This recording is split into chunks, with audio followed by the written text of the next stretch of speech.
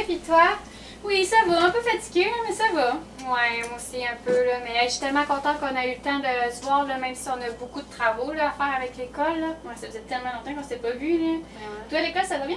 Oui, ça va, mais mettons que ça fait différent un peu du camp de jour. Puis toi? Parle-nous-en pas, j'ai déjà hâte à cet été pour que le camp de jour recommence. Tellement. Hey, regarde, à la télé, ça va être le docteur Bergeron, il va nous parler du syndrome du Gilles de la Tourette. T'avais pas un jeune, toi, cet été, qui avait ça?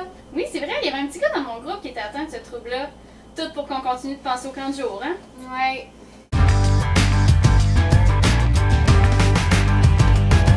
Bonjour et bienvenue, chers spectateurs, à notre émission. Cette semaine, on reçoit le docteur Bergeron, un pédopsychiatre qui va venir nous parler du syndrome Gilles de la Tourette. C'est un syndrome qui touche environ 1% de la population. Donc bonjour, docteur, merci d'avoir accepté notre invitation. Bonjour, ça me fait vraiment plaisir d'être ici aujourd'hui. Donc, on dit que le syndrome Gilles de la Tourette, c'est un syndrome qui est très peu connu. Est-ce que vous pouvez nous parler un peu plus pour qu'on soit un peu plus éclairé à ce sujet-là? Oui, bien sûr. Tout d'abord, le syndrome Gilles de la Tourette, c'est un trouble neurodéveloppemental du système nerveux central qui est défini par la présence chronique de tics moteurs et vocaux. Pour pouvoir faire le diagnostic, l'enfant doit présenter au moins 2 tics moteurs et 1 tic vocal durant une période d'au moins 1 an. Les symptômes doivent apparaître avant l'âge de 18 ans. En plus de ça, le syndrome est fréquemment associé à différentes comorbidités. Celles qui sont les plus fréquentes sont notamment le TDAH, les troubles obsessifs compulsifs et les troubles d'apprentissage. Chez ces enfants-là, on peut aussi observer des problèmes de comportement, des troubles du sommeil. OK. Puis, c'est quoi exactement un tic? Un tic, ça correspond à une manifestation soit motrice ou sonore. Ça survient d'une manière soudaine, répétitive, puis de façon semi-volontaire en réponse à une sensation ou une envie. Un peu comme lorsque nous avons envie d'éternuer. Nous avons une certaine envie de nous soulager, puis la seule façon, c'est d'éternuer. Donc, c'est la même chose avec les tics. La seule façon de soulager l'envie ou la sensation ressentie est de produire le tic. Par contre, il est possible d'inhiber volontairement les tics, mais ça peut augmenter le besoin d'en faire. Puis vous aviez dit aussi au tout début que le syndrome Gilles de la Tourette, c'est un trouble neurodéveloppemental. Ça implique quoi, ça, au juste? En fait, ça signifie en gros que c'est un trouble touchant le développement du cerveau et du système nerveux. Donc, pour connaître la source du problème au niveau du cerveau, les recherches se sont orientées vers les noyaux gris centraux, qui sont connus pour être impliqués dans le contrôle moteur, ainsi que vers les circuits cortico-striatales thalamo-cortical, ou tout simplement les circuits CSTC, qui sont connus pour être impliqués dans le contrôle de l'inhibition et la formation d'habitudes. On soupçonne également l'implication de différents neurotransmetteurs, mais toutefois, la cause exacte du syndrome n'a pas été clairement identifiée. OK. Puis jusqu'à maintenant, les recherches, ça semble dire quoi? Les chercheurs croient qu'une atteinte des circuits CSTC pourrait avoir une incidence sur le trouble, puisque l'inhibition motrice est affectée chez les personnes présentant le syndrome de la Tourette, ce qui résulte en l'apparition de tics. On peut soupçonner aussi un impact sur le contrôle de l'inhibition au niveau cognitif, puisque les personnes atteintes présentent des difficultés sur le plan des fonctions exécutives. OK. Puis, vous parliez aussi là, des noyaux gris centraux, c'est bien ça, que c'était impliqué là, dans le contrôle moteur. Ça serait quoi au juste là, leur implication là, dans le syndrome Gilles de la Tourette? L'imagerie par résonance magnétique du cerveau des gens atteints de ce trouble ont montré que le volume des noyaux gris centraux était diminué, plus particulièrement celui du noyau codé. Donc, les recherches ont montré une corrélation entre le volume plus petit des noyaux gris centraux et la sévérité des symptômes. Donc, en effet, les individus qui présentaient un volume réduit des noyaux gris centraux dans l'enfance se sont révélés avoir des symptômes plus sévères de la maladie à l'âge adulte. OK. Puis, concernant les neurotransmetteurs, qu'est-ce qu'il y en est? Bien, en fait, on croit que les neurotransmetteurs impliqués dans le contrôle de la fonction motrice pourraient avoir un mécanisme susceptible d'influencer l'apparition des tics.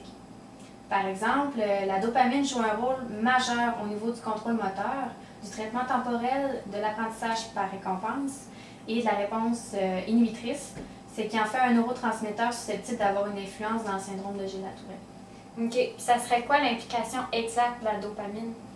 Il y a plusieurs hypothèses, mais actuellement, l'hypothèse la plus probable serait qu'il y aurait une libération excessive de dopamine dans l'espace intrasynaptique.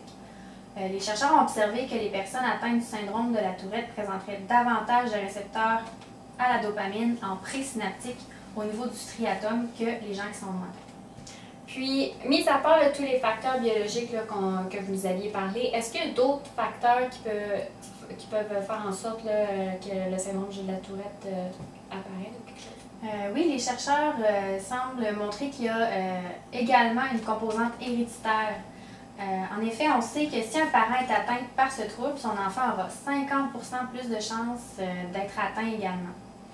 Finalement, les études se penchent sur une implication possible des facteurs environnementaux, mais il n'y a rien de certain là-dedans encore. OK. Donc, c'est déjà tout pour aujourd'hui. Merci beaucoup, le docteur Bergeron. C'était très intéressant et très enrichissant. Donc, la semaine prochaine, on va recevoir Marc-Antoine, un jeune homme de 18 ans qui a le syndrome Gilles de la Tourette. J'ai tellement reconnu Ryan dans ce qu'il disait, là. Hey, vraiment, avec les tics moteurs, hein, quand il était stressé ou quand il avait trop de bruit là, au camp. Ou tu sais, quand il faisait des crises, puis qu'il perdait complètement le contrôle sur ce qu'il pouvait dire, puis nous dire toutes les méchancetés auxquelles il pensait. Oui, puis ça, c'était quand il décidait pas de se frapper la tête sur le mur de béton. Hein. Je me demande ce qu'il va devenir, ce petit gars-là. Je sais pas ce qu'on peut faire avec des enfants comme ça. Je sais vraiment pas. Hey les filles, je m'excuse de vous déranger, mais j'écoutais ce que vous disiez. Puis moi, je suis étudiante en ergothérapie, fait que je peux peut-être vous éclairer sur le sujet. En ergo, ouais. Ce serait vraiment intéressant pour vrai. On était dans le néant toute l'été, on savait comme pas trop ce qu'on peut faire avec ce petit gars-là. C'est vraiment le fun de le savoir. Comme vous l'avez sûrement observé, la plupart des jeunes qui présentent ce trouble-là, ils vont avoir des difficultés dans leurs activités de la vie quotidienne. Ils peuvent vivre de l'isolement social, avoir des difficultés de concentration, même à l'école. Puis souvent, ils peuvent être victimes d'intimidation aussi, là, dû à leur différence. Hey, t'as tellement raison. Ryan était souvent tout seul, il était centré sur lui puis il n'y avait pas vraiment beaucoup d'amis au camp non plus. Là. Dans un cas comme ça, l'ergo va faire souvent des interventions de groupe. Le but, ça va être de l'amener à l'intégrer dans des interactions sociales, puis à gérer ses émotions, puis mieux réguler ses émotions, puis son stress. Puis tu parlais de difficultés dans ses activités quotidiennes. En quoi tu vas en venir exactement? Un bon exemple, vous travaillez dans un camp de jour cet été? Oui. Il va y avoir beaucoup de bruit. Oui, en effet, le bruit, c'est notre quotidien au camp de jour. Souvent, ces jeunes-là, ils vont avoir des problèmes au niveau de la modulation sensorielle. On va surtout observer une hypersensibilité. C'est-à-dire qu'ils doivent être hypersensibles. Par exemple, ça peut être au bruit, au goût, au toucher, ou bref, tous les sens. Puis, ça va vraiment avoir un impact là, directement dans leur vie de tous les jours. Par exemple, ça peut nuire dans leur jeu ou même à la concentration à l'école, par exemple, s'il y a trop de bruit. Puis tu parlais d'hypersensibilité au goût. J'imagine que ça peut les emmener à être hyper difficiles côté alimentation. Oui, exactement. Puis aussi, ce qu'on va observer chez ces jeunes-là, ils vont avoir une comorbidité qu'on observe beaucoup, c'est des troubles obsessifs compulsifs. Par exemple, vous avez peut-être même remarqué vous-même cet été, ça peut être comme un comportement de lavage de mains excessif ou de vouloir mettre de l'ordre de façon obsessive dans certaines choses. Donc, dans les jeux avec les autres, c'est très limitant là, socialement. Hey, je reconnais vraiment Ryan dans tout ce que tu dis, mais dans les cas là, comme ça, là, qui ont de la difficulté à tolérer là, le toucher, les sons, tout ça, c'est quoi vous faites exactement?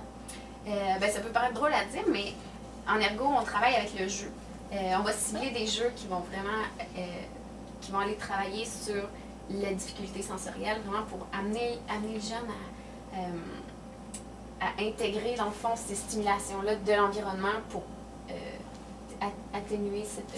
atténuer la stimulation, dans le fond. Les tolérer, dans le fond? Oui, exact. Okay. Puis, c'est ça, pour aider son intégration aussi. Là. Puis Ryan, au camp, il y avait un local isolé à lui qui s'en allait là, mais on savait comme pas trop pourquoi, on s'est jamais fait expliquer. Fait que je me demandais à quoi il peut servir ce local-là. Souvent, ça va être recommandé par les thérapeutes justement d'avoir un local où le jeune peut se retirer pour surtout dans les cas de crise ou pour gérer son anxiété. Puis il va appliquer des techniques de relaxation ou pour se calmer justement dans ces situations-là. Puis c'est surtout important aussi de garder un œil sur le jeune aussi. T'sais, la sécurité, c'est super important parce que certains jeunes vont présenter des comportements autodestructeurs. Donc, c'est vraiment important de tout le temps garder un cadre. Plus utile qu'on pensait, le local isolé. Vraiment. Tu sais, maintenant qu'on sait à quoi il sert. Puis, concernant aussi là, les tics, là, parce que, en tout cas, dans le cas là, de Ryan, là, c'était surtout ça qui était beaucoup stigmatisé. C'est quoi qu'on peut faire? Il n'y a pas de médication, malheureusement, qui vont aller éradiquer ben, les tics. On va surtout travailler sur ce qui va faire apparaître les tics. En thérapie, il y a différentes techniques là, qui peuvent être appliquées. Par exemple, la gestion du stress, de l'anxiété qui vont générer des tics, ben ça c'est une cible, ça peut être une cible d'intervention parmi d'autres qu'on va utiliser. OK. Ah, bon, OK. Bon, c'est fun à savoir. En tout cas, merci beaucoup pour toutes ces informations-là. Ça nous permet là, de mieux comprendre là, c'est quoi, qu'est-ce qu'il peut vivre, là, puis ça, on va être mieux outillés là, après ça là, pour pouvoir le soutenir dans ça. Merci. Eh bien, ça m'a fait plaisir. Puis en même temps, ça m'a permis de vous faire découvrir un peu l'ergot. Oui.